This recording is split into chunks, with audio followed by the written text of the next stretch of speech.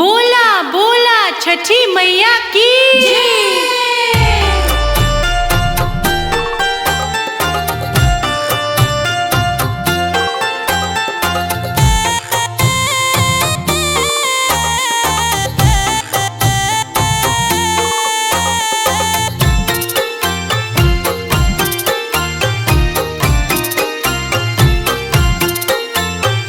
लागेला सुहावन छठ के घटिया, जगमग करेला आजो, जगमग करेला आजो। होखेला आदित्य के आराधिया, होखते होखते ही भोर, होखते होखते ही भोर। लागेला सुहावन छठ के घटिया, जगमग करेला आजो, जगमग करेला आजो।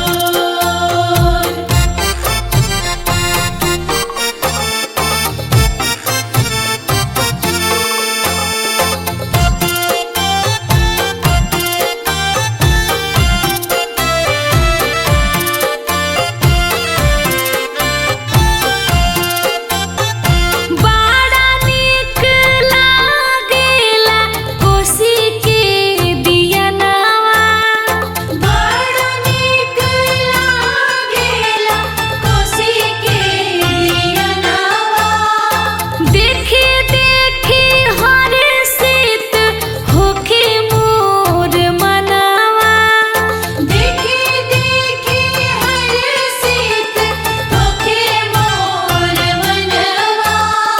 बड़ा नीक लागेला कोसी के दियनवा, देखे देखे हर्षित होखे मोर मनवा। पावन पवित्र ई बरतिया, गीतिया गुजे चारू ओर, गीतिया गूंजे चारू ओर। लागेला सुहावन छठ के घटिया, जगमग करेला आजो, जगमग करेला आजो। होखेला आदित्य के आराधिया, होखते होखते ही भोर, होखते होखते ही भोर।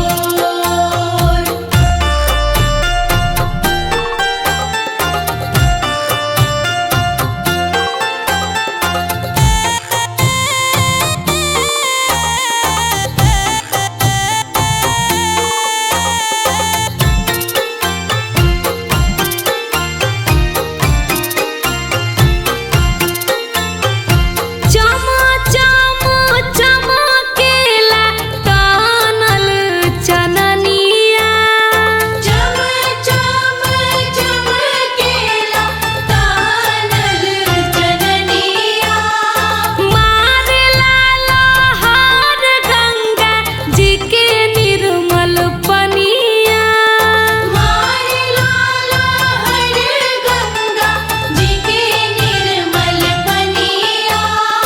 चम चम चमकेला तानल चननिया, मारेला लहर गंगा जी के निर्मल पनिया।